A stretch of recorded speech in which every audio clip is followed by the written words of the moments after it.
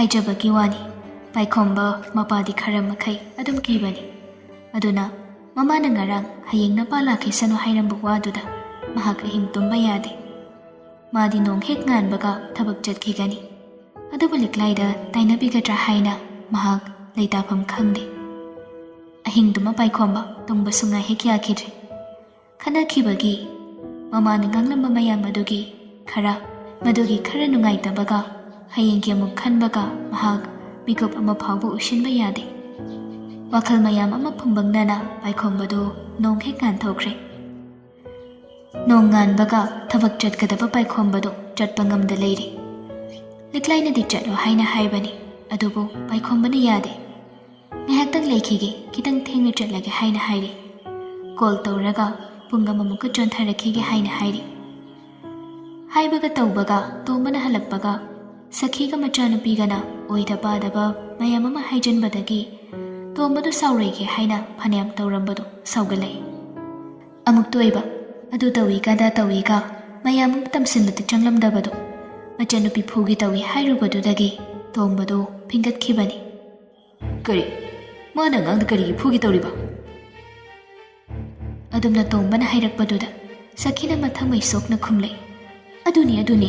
ꯅꯨꯄꯤ ꯑꯁꯤꯅꯅꯦ ꯄꯨꯡꯁꯨꯝ ꯍꯦꯛ ꯁꯨꯝꯂꯕꯅꯤ ꯑꯩꯒꯤ ꯂꯥꯏꯕꯛꯁꯦ ꯄꯦꯜꯂꯦ ꯍꯥꯏꯔꯤꯁꯤꯅꯤ ꯏꯆꯥ ꯅꯨꯄꯥꯒꯅꯦ ꯄꯣꯛꯆꯔꯛꯑꯦ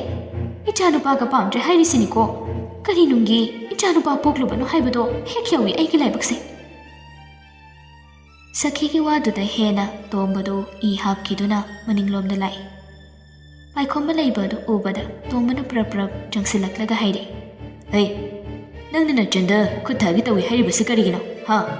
ꯆꯤꯟ ꯉꯥꯡꯅꯕꯅꯤ ꯅꯪꯅ ꯑꯩ ꯂꯩꯇ꯭ꯔꯤꯉꯩꯗꯨꯗ ꯍꯦꯛ ꯑꯐꯥꯎ ꯁꯥꯔꯤꯁꯤ ꯀꯔꯤꯒꯤꯅꯣ ꯄꯥꯏꯈꯣꯝꯕꯗꯣ ꯃꯁꯤ ꯊꯣꯛꯀꯅꯤ ꯈꯪꯕꯅꯅꯤ ꯑꯍꯥꯟꯕꯗꯗꯤ ꯃꯍꯥꯛ ꯇꯞꯂꯞꯅ ꯍꯥꯏꯔꯛꯏ ꯑꯩꯅ ꯈꯨꯠ ꯊꯥꯒꯤ ꯇꯧꯕꯩ ꯋꯥ ꯅꯠꯇꯦ ꯕꯕꯥ ꯃꯥꯅ ꯃꯊꯛꯀꯥꯟꯗ ꯑꯩꯉꯣꯟꯗ ꯎꯁꯤ ꯊꯑꯣꯏꯗꯗꯅ ꯋꯥ ꯃꯌꯥꯝ ꯑꯃ ꯍꯥꯟꯅ ꯉꯥꯡꯉꯛꯄꯒꯤꯅꯤ ꯑꯩꯉꯣꯟꯗ ꯑꯩꯅ ꯀꯌꯥꯔꯛ ꯈꯟꯅ ꯉꯥꯡꯉꯛꯀꯅꯣ ꯍꯥꯏꯅ ꯍꯥꯏꯔ ꯐꯥꯎꯕ ꯃꯥꯅ ꯍꯦꯟꯖꯤꯜꯂꯛꯄꯒꯤꯅꯤ ꯃꯈꯣꯏꯅ ꯉꯥꯡꯕꯗꯨꯗꯤ ꯕꯕꯥꯗ ꯃꯈꯣꯏꯅ ꯇꯝꯗꯕ꯭ꯔꯥ ꯑꯩ ꯑꯃ ꯑꯣꯏꯒꯦꯔꯥ ꯈꯨꯠ ꯍꯦꯛꯇ ꯊꯥꯕ ꯌꯥꯕ꯭ꯔꯣ ꯅꯪ ꯍꯥ ꯅꯃꯥꯅꯄꯥ ꯅꯆꯤꯟ ꯅꯅꯥꯎ ꯃꯌꯥꯝꯁꯤꯕꯨ ꯅꯪꯅ ꯌꯦꯛꯅꯕꯅꯤ ꯍꯥꯏꯅ ꯈꯜꯂꯤꯁꯤ ꯀꯔꯤꯒꯤꯅꯣ ꯑꯩꯅ ꯌꯦꯛꯅꯕꯅꯤ ꯍꯥꯏꯅ ꯈꯟꯕ꯭ꯔꯥ ꯅꯠꯇ꯭ꯔꯒ ꯕꯕꯥ ꯍꯣꯏꯅ ꯑꯩꯕꯨ ꯌꯦꯛꯅꯕꯅꯤ ꯍꯥꯏꯅ ꯈꯟꯕ꯭ꯔꯥ ꯑꯅꯤꯁꯤꯒꯤ ꯃꯅꯨꯡꯗ ꯑꯃꯗꯤ ꯑꯣꯏꯔꯦ ꯅꯆꯤꯟꯗꯨ ꯌꯥꯝ ꯈꯨꯝꯅꯤꯡꯕ꯭ꯔꯣ ꯅꯪ ꯉꯥꯡꯂꯤꯈꯩ ꯈꯨꯝꯃꯤꯅꯤ ꯃꯁꯦ ꯁꯈꯤꯅ ꯑꯃꯨꯛ ꯇꯨꯡꯗꯒꯤ ꯍꯥꯏꯖꯤꯜꯂꯛꯏ ꯅꯨꯃꯤꯗꯥꯡꯗꯨꯗꯅꯦ ꯃꯈꯦ ꯂꯥꯡꯒꯅꯨ ꯇꯧꯍꯩꯗꯦ ꯍꯥꯏꯔꯨꯕꯗ ꯃꯥꯅ ꯑꯩꯒꯤ ꯆꯤꯟꯊꯛꯇ ꯎꯏꯁꯤꯠ ꯊꯑꯣꯏꯗꯗꯅ ꯈꯨꯝꯂꯛꯄ ꯑꯗꯨꯗ ꯃꯆꯟ ꯑꯁꯤꯅ ꯑꯩꯉꯣꯟꯗ ꯉꯥꯡꯉꯤ ꯍꯥꯏꯗꯨꯅ ꯍꯥꯏꯔꯨꯕꯒꯤꯅꯤ ꯃꯥꯅ ꯏꯃꯥ ꯏꯆꯥꯕꯨ ꯐꯨꯒꯤ ꯇꯧꯔꯤꯕꯁꯦ ꯁꯈꯤꯗꯣ ꯃꯆꯥꯅꯨꯄꯤ ꯀꯟꯈꯠꯅꯕ ꯍꯣꯠꯅꯕꯗ ꯉꯥꯡꯈꯤꯕ ꯋꯥꯅꯤ ꯑꯗꯨꯕꯨ ꯋꯥꯍꯩꯗꯨꯃꯗꯤ ꯃꯍꯥꯛ ꯃꯁꯥꯅ ꯌꯥꯝ ꯁꯥꯊꯤꯅ ꯁꯣꯏꯔꯦ ꯍꯥꯏꯕ ꯈꯪꯉꯤ ꯃꯗꯨꯒꯤ ꯄꯣꯠꯂꯣꯏ ꯀꯔꯤ ꯑꯣꯏꯒꯗꯒꯦ ꯍꯥꯏꯕꯁꯨ ꯈꯪꯗꯦ ꯃꯥꯒꯤ ꯑꯗꯨꯒꯤ ꯋꯥꯍꯩꯗꯣ ꯍꯦꯛ ꯇꯥꯔꯨꯕꯗꯒꯤ ꯂꯤꯛꯂꯥꯏ ꯑꯃꯗꯤ ꯄꯥꯏꯈꯣꯝꯕ ꯑꯅꯤꯃꯛꯇꯣ ꯉꯛꯄꯅ ꯈꯝ ꯊꯦꯡꯉꯤ ꯄꯥꯏꯈꯣꯝꯕꯁꯨ ꯃꯃꯥꯃꯛꯅ ꯑꯗꯨꯛ ꯑꯣꯏꯗꯕ ꯋꯥ ꯉꯥꯡꯂꯛꯄ ꯑꯗꯨꯗꯗꯤ ꯕꯤꯡ ꯂꯥꯎꯈ꯭ꯔꯦ ꯑꯗꯨꯛ ꯊꯤꯅ ꯃꯆꯤꯟ ꯊꯤꯔꯛꯀꯅꯤ ꯍꯥꯏꯕꯒꯤ ꯑꯁꯥꯗꯤ ꯂꯩꯔꯨꯗꯕꯅꯤ ꯄꯥꯏꯈꯣꯝꯕꯗꯣ ꯃꯃꯥꯗ ꯑꯣꯟꯁꯤꯜꯂꯛꯏ ꯏꯃꯥ ꯅꯪꯒꯤ ꯅꯆꯤꯟ ꯈꯨꯊꯤꯗꯨꯗꯤ ꯀꯩꯅꯣ ꯑꯗꯨꯛ ꯌꯥꯝꯅ ꯑꯣꯏꯗ ꯄꯥꯗꯕ ꯉꯥꯡꯕ ꯅꯆꯥꯁꯤꯡꯒꯤ ꯃꯔꯛꯇ ꯈꯦꯠꯅꯕ ꯊꯝꯕ ꯅꯪꯒꯨꯝꯕ ꯃꯃꯥ ꯑꯃ ꯐꯪꯒꯗꯕꯩ ꯁꯔꯨꯛꯄꯨꯗꯤ ꯑꯩ ꯏꯃꯥ ꯂꯩꯇꯕꯅ ꯍꯦꯟꯅ ꯐꯩ ꯑꯗꯨꯛ ꯇꯨꯀꯠꯆꯕ ꯅꯪꯒꯤ ꯅꯑꯣꯡ ꯇꯧ ꯀꯔꯤ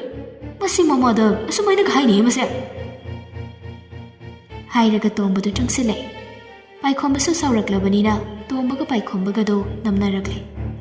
ꯌꯥꯝ ꯇꯧꯍꯩꯗꯕ ꯃꯑꯣꯡ ꯇꯥꯗꯕ ꯊꯕꯛ ꯑꯃ ꯍꯥꯏꯕꯗꯨ ꯑꯣꯏꯔꯦ ꯁꯈꯤꯁꯨ ꯉꯁꯤꯒꯤ ꯊꯧꯗꯣꯛꯁꯤꯃꯗꯤ ꯍꯥꯏꯐꯝ ꯑꯃ ꯈꯪꯍꯧꯗꯦ ꯄꯥꯁꯨ ꯄꯥꯈꯠꯂꯤ ꯂꯤꯛꯂꯥꯏ ꯁꯈꯤ ꯃꯆꯟꯅꯨꯄꯤ ꯃꯈꯣꯏꯁꯤꯡ ꯆꯪꯁꯤꯜꯂꯒ ꯈꯠꯅꯕ ꯑꯗꯨ ꯈꯥꯝꯗꯣꯛꯏ ꯑꯊꯤ ꯑꯊꯤꯕ ꯋꯥꯍꯩ ꯃꯌꯥꯝ ꯑꯃꯁꯨ ꯃꯄꯥ ꯃꯆꯥꯗꯨ ꯂꯥꯎꯅꯩ ꯁꯥꯎꯅꯤꯡꯕꯒꯤ ꯃꯌꯥꯏꯅ ꯑꯃꯅ ꯑꯃꯗ ꯄꯦꯟꯅ ꯉꯥꯡꯅꯔꯛꯏ ꯃꯄꯥꯅ ꯈꯜꯂꯤ ꯃꯆꯥꯅ ꯃꯥꯕꯨ ꯎꯁꯤꯠꯇꯦ ꯍꯥꯏꯅ ꯃꯆꯥꯅ ꯈꯜꯂꯤ ꯃꯄꯥꯅ ꯃꯥꯕꯨ ꯃꯆꯥꯅꯤ ꯈꯟꯗꯦ ꯍꯥꯏꯗꯅ ꯁꯈꯤꯒꯤ ꯁꯥꯎꯅꯤꯡꯕ ꯄꯦꯟꯗꯕꯒꯤ ꯃꯩꯅ ꯆꯥꯛꯄꯗ ꯏꯃꯨꯡ ꯑꯗꯨ ꯀꯥꯏꯔꯦ ꯑꯃꯨꯛ ꯍꯟꯅ ꯁꯦꯝꯖꯤꯟꯕ ꯌꯥꯅꯤ ꯌꯥꯔꯣꯏ ꯍꯥꯏꯕ ꯈꯪꯗꯕ ꯃꯈꯩ ꯀꯥꯏꯔꯦ ꯇꯣꯝꯕꯗꯣ ꯌꯥꯝ ꯊꯤꯅ ꯁꯥꯎꯗꯨꯅ ꯍꯥꯏꯔꯛꯏ ꯑꯩ ꯅꯪ ꯑꯩꯒꯤ ꯏꯪꯈꯣꯜꯁꯤꯗ ꯅꯪ ꯂꯩꯕ ꯌꯥꯔꯣꯏ ꯃꯐꯝꯁꯤ ꯊꯥꯗꯣꯛꯇꯨꯅ ꯌꯥꯝ ꯊꯨꯅ ꯆꯠꯈꯤꯒꯗꯧꯕꯅꯤ ꯁꯤꯒꯦ ꯍꯥꯏꯁꯨ ꯁꯤꯈꯣꯅꯤ ꯅꯪ ꯑꯃ ꯁꯤꯈꯤꯕꯗ ꯑꯩ ꯀꯔꯤꯝꯇ ꯅꯨꯡꯉꯥꯏꯇꯕ ꯐꯥꯎꯔꯣꯏꯅꯦ ꯇꯣꯝꯕꯁꯨ ꯄꯨꯂꯤꯁ ꯑꯣꯏꯕꯒ ꯀꯩꯒ ꯌꯥꯝ ꯐꯤꯡꯕꯅꯤ ꯊꯕꯛ ꯃꯐꯝꯗ ꯃꯊꯛ ꯊꯣꯡꯕꯁꯤꯡꯅ ꯃꯤꯅꯥꯏꯒꯨꯝ ꯁꯤꯖꯤꯟꯅꯕꯒꯤ ꯁꯥꯎꯅꯤꯡꯕ ꯄꯦꯟꯗꯕ ꯃꯌꯥꯝ ꯑꯃ ꯂꯩꯕꯗꯨꯅ mahak saugali pingali aduna mina khajik tawrakpada mabu ushitadana tawrini khanbada mathanta proprok chakpani chakpaduna maram oiraga yumda amuk magi nupi angangna khitang haibada tainafam khangdraduna aphang aphang tainabani sini imungsida leiriba problem asi aduga matam sangna lisang sitna magi nupagi tainafam oiduna lakpagi sakhi sisu makok lekhatpani mirol thumdabani mi khatnabagi ihulda adum leibani sauganbani aduna soirakpadadi majasingda loina tabani paikhomba nupa macha manaka phingliba sidi makhoi asigomba environment asida leibagini liklai si sathina tappagi paikhomba khajik olakpani tombagi wahi aduda asidi paikhomba wa machet amata khomlakte adabu mahak nungdadi chikre tombaso sakhiga macha nupigana chungsinki paikhomba du wa machet amata hairamda thabak adum chatkre liklai do tufak tufai chalaga tumina leihawi thabak mafamda paikhomba do machi machi umduna lei thau kapadu phauba mahak masak mamai do kaino mahek tawre tanja adudani gari amuba ama thaujelakpadu paikhomba thau kapke tawbada thank you full tawraklo haire mingsal do haitharaga nupa amana hairakpani nupa aduda paikhomba hanna yenglode magi amakpa pendabana thallaba maithong adugu loinana adum unglaga thaudu kaplakpani thau kappa loirakpa aduda nupa aduna UPI payment tawge haina haire anauba jaga ko oibanina madumadi yaudre haina khombani nupa aduna madi case oina lupa amata yaude hairabada paikhomana makhoigi khara ahal oibaduda haire kaka aigi du doina kaphalasiro ai lokthuraga adum hapjelese seldo natragadi yaroi hoine adumaina tawge ga tawrune paikhomba do handakti wari sanadaba yadraduna nupa aduda yenglubani nupa do mamai kadu ai asangba macheni karigomba amana yankhiba sokhibagi dakphamni anoka muba amasu upi chahi nifu muki lenga oigani paikhomba do magi daktu ubada khawta khekjai kaka sida scan tawbiru hairaga paikhomana magi mobile do thangjilai nupa aduna nokfet tawraga scan tawkhre aduga sel du kapai haire enjoy tariba sel aduna lisingani haibani aduga kaplam liba aduna kayano paikhomba haifet yengi aduga nupa adugi gari do yam kanna thaukhibana hali paikhomana sel adu yenglubada lupa lakh amadagi lupa amataba selni kapsilam libado paikhomana makhut khatuna lauraga kaugi tawbani adubu gari do hanni yenglamna thauki ahalladuna kedore paikhomba do haisira khanbani adubu lodkre kem tawdena kaka aidi soirbu ningmari kasak tawramdre fari fari adudi nang haife chathoro sel do lokthokpa khongna chekka wagadani nangbo yani kaka ai adum chalage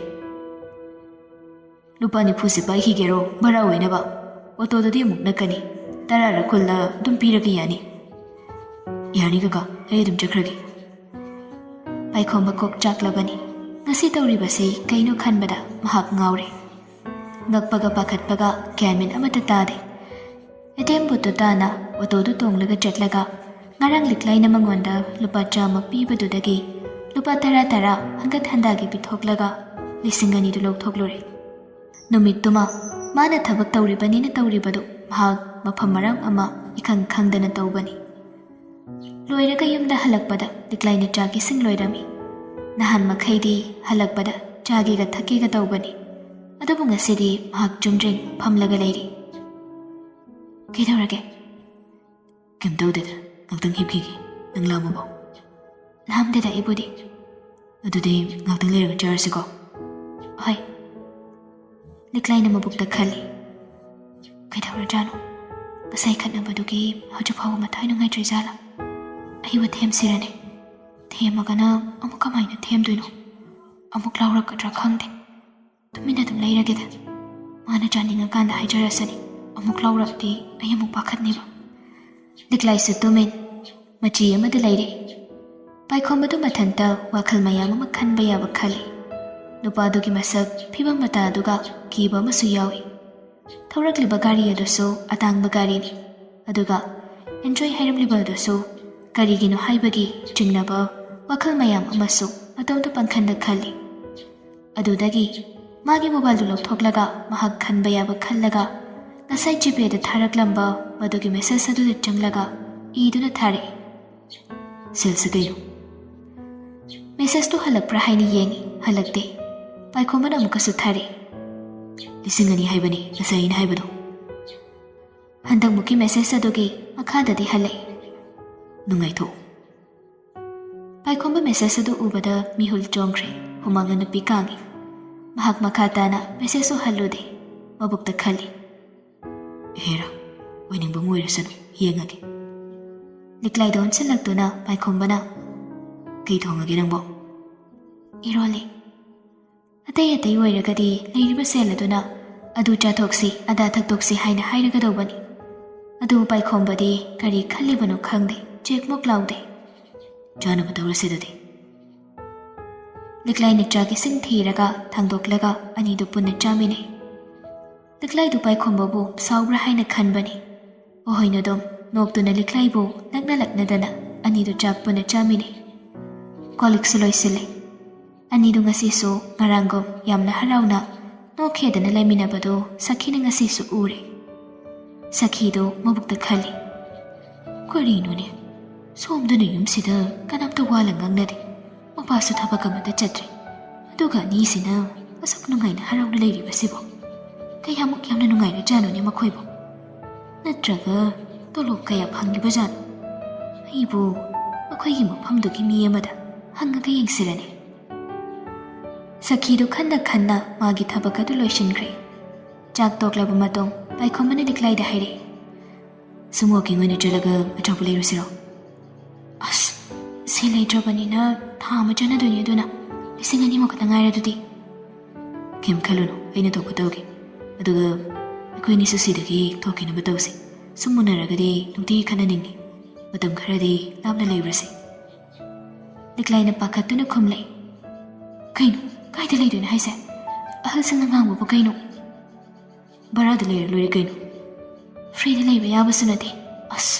pairing turing yam nganganoda aduna na khalu haidi ai hayingse barang mafam am thirage aduga chakrase natragadi sida yam thina leiba nungairu haying sudum horagani mathangdasu adum horagani nangti kok chakpa ngamoi bai liklai su khumpham khangde tumina laisingki paikhombana lo chobule ruse selu khar puthoro achoi bedi chani chabi ama khak leiramgani hoini aduga puro kaidorage ani du thoglai ani du na thokhibada tomba sakhi loina uhawi haifet su yengnei ani du nakal amaramdana ngasai sel kapsilam liba nupa adu thatha nate sel sinam thikai paiba nupa amani mamingna ulen kaubani magi karbar se mawong amani afaba phattaba loina heksui ulendo churuk machai amaga yu glass amaga pairaga tumina phamli laptop adu dasu kari no khari yengli mamaida tariba dagadu ataigi nate mi khatnabada thangni yalakpagini mi adusu mahakna yanbadagi kuina layengduna leiramlaga leikhidrabani jail daga so matam khare leirurabani adubo mabu kuina jail daga thamba ngamba nate nupa amaduna yalakpada mana ngakthokpada tawbani hairaga adum nanthore ulengi karbar se aduki matik yami drugs ti tokro mi phawba karbar tawba mi sakamani mahakse paikhomada mahakna ngasi sel kaplamliba se so wakhal amadani paikhomba khaktada nate mahak ngasi sel kapliba se thau kaphamda thabak tawba mi maridani ulendo kainoma yenglaga mathanta noklei magi loina bibabina chahi yam nauribi angangni maga thanabada yam nawi mane chahi nifumari mukti suri aduga babina na 28 ni nupi ahal ama leirami madu khaina khraba matong atombi oina babina si thibani nupi ahal do macha yaude babina di hauji tha mari gi naupuri bani babina do changsilaktuna mapuroi bada kesilare tamo nang kidorino ulendo mana tawramliba singado loina thamkhraga babina don silai kidore sida pumgilo ꯕꯕꯤꯅꯥꯁꯨ ꯆꯪꯁꯤꯜꯂꯛꯂꯒ ꯃꯄꯨꯔꯣꯏꯕꯒꯤ ꯇꯝꯄꯥꯛ ꯑꯗꯨꯗ ꯐꯝꯊꯩ꯫ ꯎꯂꯦꯟꯅ ꯑꯃꯨꯛꯀ ꯍꯟꯅ "ꯀꯩꯗꯧꯔꯦ?" "ꯂꯤꯛ ꯇꯠꯈ꯭ꯔꯦꯗꯣ" ꯍꯥꯏꯔꯒ ꯃꯥꯒꯤ ꯇꯠꯂꯤꯕ ꯁꯅꯥꯒꯤ ꯂꯤꯛ ꯑꯗꯨ ꯃꯄꯨꯔꯣꯏꯕꯗ ꯎꯠꯂꯤ꯫ "ꯏꯍꯦ, ꯑꯗꯨꯗꯤ ꯀꯣꯛ ꯂꯪꯊꯣꯛꯈ꯭ꯔꯣ ꯀꯩꯅꯣ, ꯑꯃꯁꯥꯗꯨ ꯋꯥꯁꯦ ꯍꯩꯌꯦ" ꯍꯥꯏꯔꯒ ꯂꯤꯛꯇꯨ ꯄꯥꯏꯔꯒ ꯂꯪꯊꯣꯛꯈꯤ꯫ ꯕꯕꯤꯅꯥꯅ ꯅꯣꯛꯂꯒ "ꯏꯁ, ꯂꯪꯊꯣꯛꯇ꯭ꯔꯁꯨ ꯌꯥꯕꯗꯨꯕꯣ." "ꯑꯇꯠꯄꯁꯤꯕꯨ ꯑꯃꯨꯛ ꯊꯝꯂꯒ ꯀꯩꯗꯧꯅꯅꯤ ꯍꯥꯏꯅꯣ? ꯑꯍꯟꯕ ꯑꯅꯧꯕ ꯐꯖꯕ ꯑꯅꯥꯟꯕ ꯑꯃ ꯀꯣꯛ ꯁꯥꯔ ꯂꯣꯏꯔꯦ ꯀꯩꯗꯧꯔꯒꯦ?" ꯕꯕꯤꯅꯥꯗꯨ ꯅꯣꯛꯏ꯫ ꯎꯂꯦꯟꯅ ꯃꯈꯥ ꯇꯥꯏ꯫ "ꯏꯆꯥꯗꯤ ꯆꯥꯈ꯭ꯔꯕ꯭ꯔꯥ?" ꯄꯨꯛꯅꯨꯡꯗ ꯌꯥꯎꯔꯤꯕ ꯑꯉꯥꯡ ꯑꯗꯨꯕꯨꯅꯤ ꯃꯍꯥꯛꯅ ꯍꯪꯂꯛꯂꯤꯕ ꯑꯗꯨ꯫ "ꯆꯥꯈ꯭ꯔꯦ, ꯑꯃꯨꯛ ꯂꯥꯃꯛꯄꯩꯗꯤ ꯈꯪꯗꯦ" ꯍꯥꯏꯔꯒ ꯕꯕꯤꯅꯥꯗꯨ ꯅꯣꯛꯂꯒ ꯎꯂꯦꯟꯗ ꯀꯣꯟꯁꯤꯜꯂꯛꯏ꯫ ꯎꯂꯦꯟꯗꯨ ꯅꯣꯛꯂꯛꯏ꯫ ꯑꯗꯨꯗꯒꯤ ꯕꯕꯤꯅꯥꯕꯨ ꯄꯝꯈꯠꯂꯒ ꯃꯍꯥꯛꯄꯨ ꯁꯤꯟꯈ꯭ꯔꯦ꯫ ꯁꯣꯝꯗꯅ ꯄꯥꯏꯈꯣꯝꯕꯅ ꯂꯤꯛꯂꯥꯏꯒꯤ ꯑꯆꯥꯄꯣꯠꯁꯤꯡ ꯆꯥꯅꯤꯡꯕ ꯈꯔ ꯂꯩꯔꯤ꯫ ꯑꯅꯤꯗꯨ ꯋꯥꯀꯤꯡ ꯑꯣꯏꯅꯁꯨ ꯁꯨꯝ ꯆꯠꯄꯅꯤ꯫ ꯂꯝꯕꯤꯗ ꯍꯜꯂꯛꯄꯗ ꯂꯤꯛꯂꯥꯏꯗꯨ ꯃꯀꯣꯛ ꯈꯪꯉꯧ ꯉꯧꯔꯛꯏ ꯍꯥꯏꯅ ꯇꯧꯔꯛꯏ꯫ ꯄꯥꯏꯈꯣꯝꯕꯅ ꯄꯥꯈꯠꯅ "ꯀꯩꯅꯣ, ꯅꯪ ꯉꯁꯥꯏ ꯀꯩꯗꯧꯕ ꯌꯥꯎꯒꯦ? ꯀꯩꯒ ꯆꯥꯁꯤꯜꯂꯨꯒꯦ ꯅꯪꯕꯣ?" "ꯀꯩꯝꯇ ꯆꯥꯗꯦ, ꯀꯩꯝꯇꯁꯨ ꯇꯧꯗꯦ, ꯍꯤꯞꯄꯒ ꯑꯗꯨꯝ ꯂꯩꯔꯤꯅꯤ. ꯐꯤ ꯈꯔꯕꯨꯗꯤ ꯉꯁꯥꯏ ꯁꯨꯈꯤ." ꯂꯝꯕꯤꯗꯨꯗ ꯆꯠꯄ ꯉꯝꯗ꯭ꯔꯗꯨꯅ ꯂꯤꯛꯂꯥꯏꯗꯨ ꯐꯝꯊꯈꯤ꯫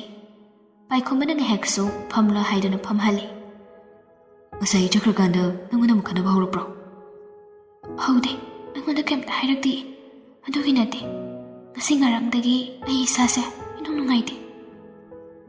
ꯄꯥꯏꯈꯣꯝꯕꯗꯣ ꯈꯨꯝꯐꯝ ꯈꯪꯗ꯭ꯔꯗꯨꯅ ꯈꯨꯝꯂꯛꯇꯦ꯫ ꯂꯤꯛꯂꯥꯏꯗꯣ ꯍꯧꯖꯤꯛ ꯃꯥꯅ ꯂꯩꯔꯛꯄ ꯑꯗꯨꯒ ꯍꯩ ꯈꯔ ꯌꯥꯎꯕꯗꯣ ꯆꯥꯒꯦ ꯍꯥꯏꯗꯨꯅ ꯆꯥꯈ꯭ꯔꯦ꯫ ꯇꯁꯦꯡꯕꯒꯤꯗꯤ ꯂꯤꯛꯂꯥꯏ ꯄ꯭ꯔꯦꯒꯅꯦꯟ ꯑꯣꯏꯔꯕꯅꯤ꯫ ꯑꯉꯥꯡ ꯑꯣꯏꯕꯅꯤꯅ ꯑꯅꯤꯗꯨ ꯈꯪꯗꯕꯅꯤ꯫ ꯉꯥꯏꯍꯥꯛ ꯐꯝꯂꯕ ꯃꯇꯨꯡ ꯑꯅꯤꯗꯨ ꯍꯧꯒꯠꯂꯒ ꯇꯞꯂꯤ ꯑꯃꯨꯛ ꯂꯥꯛꯃꯤꯟꯅꯩ꯫ ꯌꯨꯝ ꯌꯧꯔꯛꯂꯕꯗ ꯂꯤꯛꯂꯥꯏꯕꯨ ꯄꯥꯏꯈꯣꯝꯕꯅ ꯍꯤꯞꯍꯜꯂꯛꯏ꯫